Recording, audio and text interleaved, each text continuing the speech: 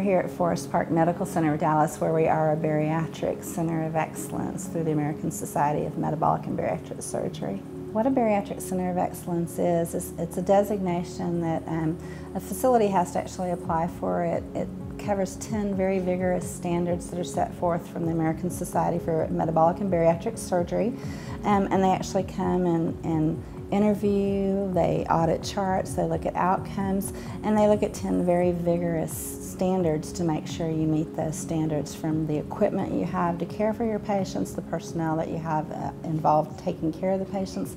And it's there for patients to be able to select a facility that is above and beyond for their care of bariatric patients. Part of being a bariatric center of excellence means that we're able to handle any complications that occur with our patients. So we have several physicians that we can consult for whatever needs we may have, whether that be pulmonology, nephrology, neurology, any of those things that we may need. We have those here at our fingertips, and we have that for the ICU and the ER as well. I oversee all of the medical nutrition therapy both before and after surgery with the bariatric patients.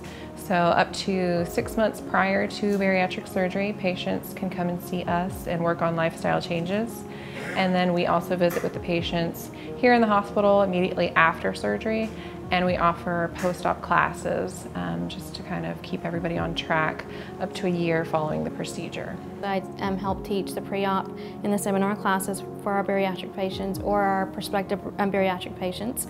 We do inpatient teaching after they've had surgery, as well as do the lap band adjustments once they've had surgery. We do upper GIs. We do see them from prospective patients, and post-op wise we see them throughout the whole course of their procedure, as well as 2 years out, 3 years out, so we continue to follow up with them and see how they're doing and continue their education. The pre-op procedures that we do in radiology are the upper GIs, and they like to do that to be able to see the intestinal tract before they have surgery, so the doctor knows what they're working with.